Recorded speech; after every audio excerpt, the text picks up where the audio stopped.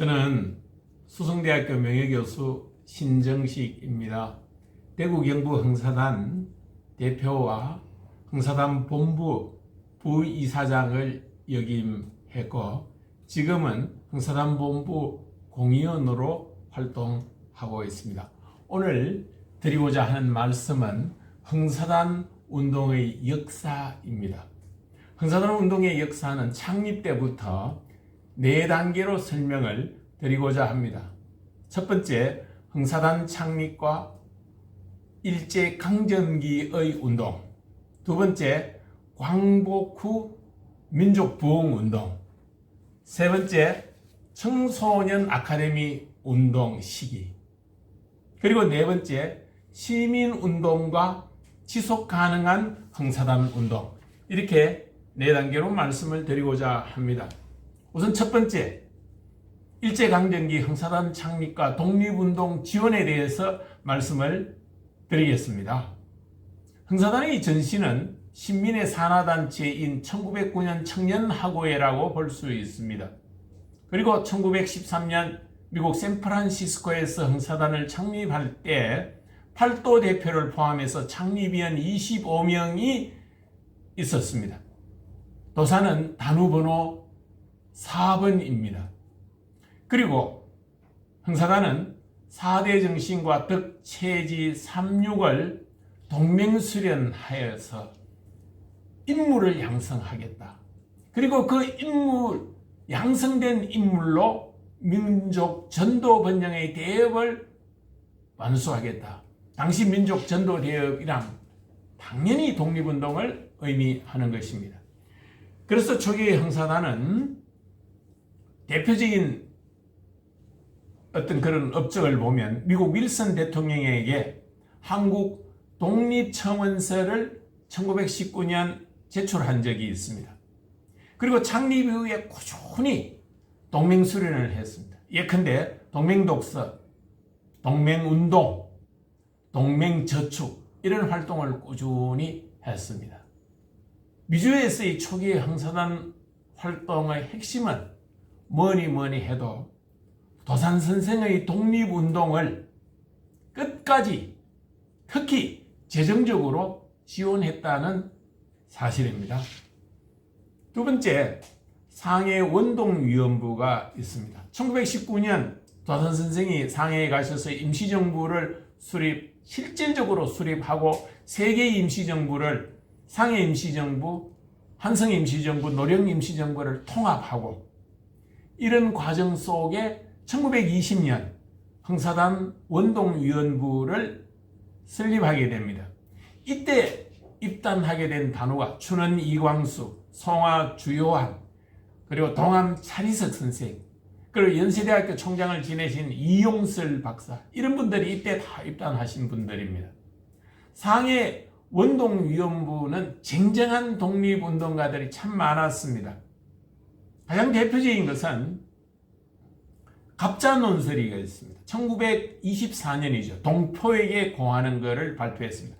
춘원 이광수는 독립신문 사장이었지만 1921년에 도산의 만류에도 불구하고 국내로 들어와서 동아일보 기자가 되었습니다. 아마 도산의 말씀을 따르지 못한 사실상 제자니까 제자로서 미안했겠죠. 죄송했겠죠.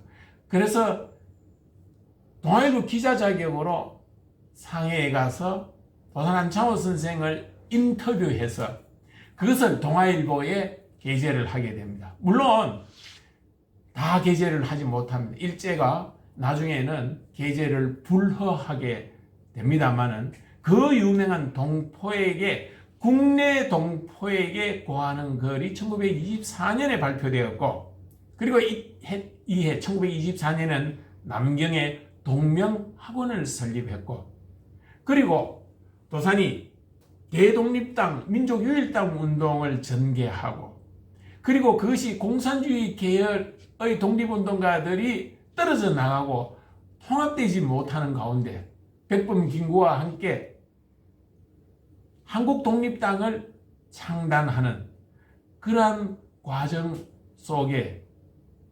1931년 독립운동 근거지 이상촌 또는 모범총이라고 하는데 부지 매입을 하게 된다. 물론 이러한 비용은 미주 흥사단 동지들의 지원으로 가능했습니다. 그러나 불행하게도 1932년 윤봉길 의사 의열투쟁으로 도산이 체포되어서 국내로 압송되었습니다. 상해운동위원부의 활동은 당연히 위축될 수밖에 없었죠. 그러나 동암 차리석 위원장을 중심으로 1945년 광복 때까지 그 명맥을 유지하게 됩니다. 그에는 차리석 위원장의 노고가 아주 컸다 이렇게 볼 수 있습니다. 그 다음 국내 흥사단 운동입니다. 국내 흥사단 운동에 대해서는 일부 인사는 수양동호회와 동호회가 흥사단 국내 지부가 아니다로 표현하는 학자들도 있습니다. 그러나 우리가 냉정히 생각해 보면 그 시대에 정확하게 알 수는 없었지만은 1921년 춘원 이강수에 의해서 수양동맹회가 창립됩니다. 도산이 그 시대 1921년 춘원이 귀국하자마자 귀국하지 마라 했음에도 불구하고 귀국하고 난 후에 춘원은 도산 선생께 죄송했을 것입니다. 그래서 수양동맹회를 창립하면서 도산에게 직접적인 지시를 받고 창립하지는 않았지만은 그러나 춘원은 흥사단의 국내 조직이라고 그렇게 창립한다라고 비밀리에는 이야기했던 것 같습니다. 그런데 이와 비슷한 시기에 1923년에 대성학교의 졸업생을 중심으로 동우구락부가 창립됩니다. 그래서 흥사단 운동 계열의 국내 조직은 수양동맹회와 동우구락부 이 두 개였습니다. 한쪽은 경성을 중심으로 한쪽은 평양을 중심으로 이렇게 창립되었습니다. 그러나 이 두 단체는 1925년에 수양동호회로 통합됩니다. 오늘날 저도 대구 경북 흥사단 와이카 산악회 회장을 맡고 있습니다만은 수양동호회가 수양동호회로 통합된 1925년에서 2년 후인 1927년 미국에서 체력운동으로 등산을 권장했던 것처럼 와이카 등산을 실시하게 됩니다. 그게 1927년입니다. 그래서 2027년이 와이카 창립 100주년이 되는 해입니다. 와이카 산악회 창립 100주년이 되는 해입니다. 그래서 이 두 조직의 문제는 춘원이 나중에 변절했기 때문에 춘원이 설립한 수양동맹회와 합쳐져 가지고 수양동호회로 통합되었는데 이걸 흥사단이 국내 조직으로 볼 수 없다라고 하는 그런 일부 견해도 있지만은 그러나 그때까지는 흥사단의 국내 조직이다 이렇게 보여집니다. 당연히 우리 흥사단에서는 그렇게 생각하고 있습니다. 또 이것이 초기에는 도산의 영향력 하에 있지는 않았지만은 수양동호회에 대한 오해를 불식시키기 위해서 수양단체가 아니라 혁명단체여야 한다는 뜻에서 수양이라는 용어를 떼게 됩니다. 그게 1929년의 이야기입니다. 1929년에 수양동호회가 동호회로 개칭되면서 저 유명한 동광잡지를 발행하게 됩니다. 그런데 1938년 3월 10일 도산 선생께서 순국하시게 됩니다. 국내 조직인 동호회는 당연히 동호회 사건 1937년의 동호회 사건으로 도산 선생과 그리고 많은 수백 명의 흥사단 관련 동호회 회원들이 체포되었습니다. 그리고 도산은 순국하시게 됩니다. 도산이 돌아가시고 난 후 많은 동호회 회원들이 전향서를 쓰고 친일을 하게 되는 그런 역사적 오점이 있습니다. 그때 당시에 전향서를 썼던 사람이 너무나 유명한 춘원 이광수 선생, 송하 주요한 선생 등도 마찬가지입니다. 이런 흥사단의 그때 당시에 우리 한국 사회의 최고의 천재들이라고 일컬어졌던 이런 사람들의 변절 때문에, 도산 사후의 변절, 돌아가시고 난 후에 변절했지만은, 전향했지만, 이런 변절 때문에 동우회를 흥사단의 국내 조직이 아니다라고 이야기하는 그 정서도 이해는 되어집니다. 광복 후 1945년 광복이 이루어졌습니다. 흥사단은 1947년에 정치활동 불관여 약법을 규정하게 됩니다. 흥사단은 정치운동을 조직제 흥사단으로서 정치운동을 할 수 없다. 단후 개개인의 양심에 따른 정치활동은 허한다. 이렇게 되어 있습니다.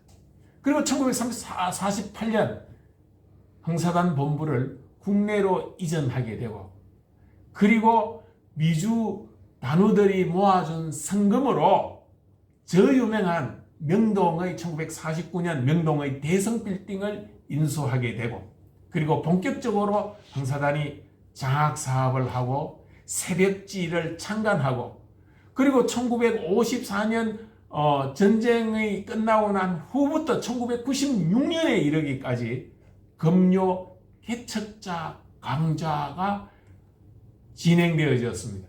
금요 개척자 강좌는 1400회까지 이루어지면서 명실상부한 우리 지식인들에 대한 새로운 정신을 불러일으키는 강좌로, 사회교육 강좌로 맹위를 떨치고 유명한 강좌 활동이었습니다. 그 다음 흥사단 운동 역사의 세 번째 단계는 청소년 아카데미 운동이 전개되었다는 것입니다. 청소년 아카데미 운동은 1963년에서 1980년대 말에 이르기까지입니다. 주요한 선생, 그리고 장리욱 선생, 그리고 안병욱 교수, 이런 분들이 1세대 흥사단 운동가들, 그러니까 단우들, 이 노쇠회지이기 때문에 이 노령화 극복 대안으로 흥사단 운동을 젊은 청년에게 흥사단 운동을 일으키게, 젊은 청년들에 대한 흥사단 운동을 일으키기 위한 대안으로서 1963년에 아카데미를 창립했습니다. 이때 각 지역에 분회가 창립됩니다. 그래서 대구 지역도 1964년에 분회와 고등학생 아카데미가 창립되고, 이어서 대학교 아카데미가 창립되고 했습니다. 이때 아카데미 창립에 동인이 되었던 것은 주요한 선생, 장리욱 선생, 특히 안병욱 교수가 도산사상과 흥사단주의라는 주제로 전국을 순회하면서 강연해서 폭발적인 인기를 갖게 되었습니다. 이런 강연을 통해서 아카데미 운동을 전개하면서 관련 도서를 보급하고 장학사업은 끊임없이 진행되어졌습니다. 그리고 주목할 사실은 1969년도 흥사단을 사단법인화했다 하는 것입니다. 그리고 1973년에는 강남구, 지금 도산대로 45길 20번지에 도산공원을 조성하고, 망우리에 있던 도산 선생님의 묘소를 예른 여사와 같이 합장해서 도산공원에 모시게 된 것이 1973년이었고, 대성빌딩을 매각하고 그 예산으로 1977년에 지금의 흥사단 본부, 대학로에 있는 흥사단 본부를 건설하게 되었습니다. 흥사단 본부의 대학로 이전은 1977년에 아카데미 운동이 전개된 그 시기에 일어났다, 이렇게 볼 수 있습니다. 아카데미 운동은 발전과 그리고 시련이 있었습니다. 초기에 청소년 학생층에 민족주의와 인격혁명이라는 것에 대한 공감대가 형성되어졌습니다. 특히 안병욱 교수의 노력이 컸습니다. 그렇게 해서 아카데미 운동이 활발하게 전개되었고, 이 아카데미 회원들을 위한 수련 활동, 그리고 농촌 봉사 활동 등이 활발하게 전개되었습니다. 그러나 일부 아카데미는 1970년대 후반부에서 80년대 초반에 이르기까지 운동권 동아리로 변화되기 시작했습니다. 이것을 다른 말로 이야기하면 흥사단 아카데미 내에 이념상 이질화 현상이 있었다, 이렇게 볼 수 있습니다. 자, 그때 당시에는 민주화가 되지 않은 체제였습니다. 권위주의 시절이었습니다. 그때 이 권위주의 시절을, 그 시대는 경제 발전이 어쩔 수 없다, 그래서 민주적 정치 개혁론은 점진적으로 차근차근 이루자 하는 생각을 가진 청년들이 있었던 반면에 급격한 혁명적인 변화가 있어야 된다라고 생각한 좌파 계열의 학생들이 나타났습니다. 물론 이 좌파 계열의 학생들은 나중에 NL 계열, PD 계열로 나누어집니다. NL 계열은 주체사상파까지 이렇게 되어집니다만은 PD 계열은 전통적인 마르크스주의자들이고, 그래서 지금 PD 계열의 좌파가 추구하는 것이 스웨덴 등 북유럽식 사회민주주의가 아닌가, 이렇게 보여집니다. 아무튼 이때는 극단적 운동권이 나타났습니다. 그게 주체사상파입니다. 김일성주의를 신봉하는 주체사상파입니다. 흥사단 내에서도 그러한 이념적 이질화 현상이 아카데미 운동의 실현이기도 했습니다. 물론 흥사단 단위의 지도력이 미치지 못한 그런 문제점도 있었습니다만은, 그리고 대학생 아카데미, 고등학생 아카데미가 입시와 그리고 취업 전쟁에 학생들이 이념 문제와 그리고 학생운동, 그런 민족주의 운동, 이런 것을 등한시하거나 멀리하게 되는 정서적인 변화도 이 시기에 한몫을 해서 아카데미 운동이 소멸되어지는 상황에 이르렀습니다만은, 그러나 아카데미 운동은 흥사단 운동의 중추적 역할, 지금까지 흥사단 운동의 주체 세력이라 할 수 있을 만큼 흥사단 운동을 지속적으로 전개하는 데 큰 역할을 했으면 틀림없습니다. 그리고 1987년 민주화가 이루어졌습니다. 이때 이제 시민사회 운동이 일어나게 됩니다. 마지막 단계로 시민운동과 지속가능한 흥사단 운동에 대해서 간결하게 말씀드리겠습니다. 시민사회가 도래되었습니다. 이때 나온 것이 이제 경실련 등 신생시민단체가 탄생했는데, 그 후에 우후죽순 많은 시민단체가 탄생되어서 지금은 수만 개, 어쩌면 수십만 개의 시민사회단체가 활동을 하고 있습니다. 흥사단이 인물운동은 그때 당시에 엘리트 운동의 성격이 강했습니다. 리더십을 갖춘 지도자를 길러내자, 인성을 갖춘 지도자가 나부터 시작해서 지도자가 되어서 우리 사회를 변화시키자, 이런 운동이 시민운동으로 전개되면 대중운동으로 바뀌게 되는 것입니다. 그래서 흥사단이 아카데미 출신 흥사단 단위의 활동 못지않게 새로운 사회 아카데미라고 별칭 사회 아카데미로 일컬어지는 새로운 단우들이 충원되기 시작한 것이 아마 흥사단 내에 3대 운동본부가 설립되고 난 이후다, 이렇게 볼 수 있습니다. 민족통일운동본부, 투명사회운동본부, 교육운동본부, 그리고 지역에서의 애기애타운동본부, 이런 것들을 통해서 아카데미 활동을 하지 않는 시민들이 흥사단 운동에 참여하게 되었습니다. 그 다음 최근에는 이제 서울뿐만 아니라 우리 대구 지역에서도 수성구 청소년 문화의 집, 동구 청소년 문화의 집, 그리고 청소년 일시 쉼터 등 3개 기관의 수탁시설을 운영하게 되었습니다. 이런 수탁시설을 운영하게 됨에 따라서 수탁시설에 종사하는 활동가들이, 젊은 활동가들이 증가하게 되었다, 이렇게 볼 수 있습니다. 자, 사회 아카데미 출신, 운동을 통해서, 대중운동을 통해서 흥사단에 입단하거나 수탁시설의 활동가로서 흥사단에 입단을 하게 되는 이런 흥사단의 주인들이 과거 아카데미 세대를 대체하는 시기에 왔다, 이렇게 보여야 됩니다. 그러나 이러한 시기에는 문제점이 전혀 없지는 않습니다. 단후 교육의 중요성입니다. 대중운동을 통해서 들어오거나 수탁시설의 활동가로 입단하게 되는 단우들이 진정으로 흥사단 이념과 흥사단 주의를 내면화하고 체득화해서 자신의 변화를, 그리고 그 자신의 변화를 통해서 지역사회의 변화를 이루고자 하는 흥사단주의를 실천할 것인가에 대한 우려 아닌 우려도 있을 수 있다 하는 것입니다. 그리고 또 시대는 달라졌습니다. 젊은이들의 생각은 또 달라지고 있습니다. 하루하루가 달라지고 있습니다.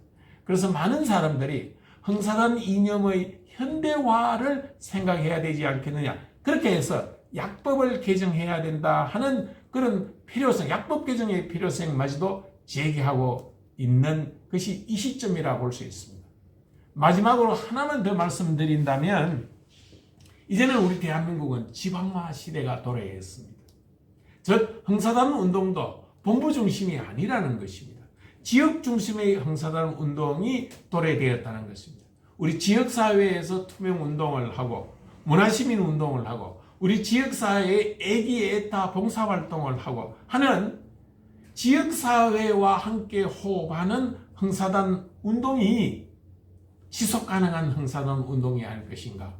이 지속가능한 흥사단 운동의 주체 세력은 이제 아카데미 세력은 또 노령화가 되었습니다.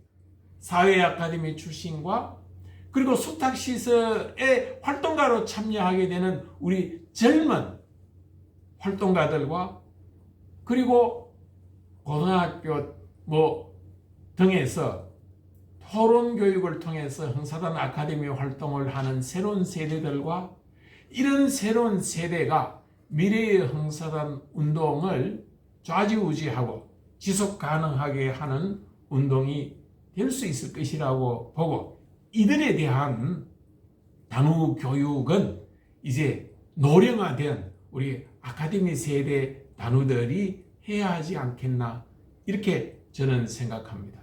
오늘 강의 마치겠습니다. 감사합니다.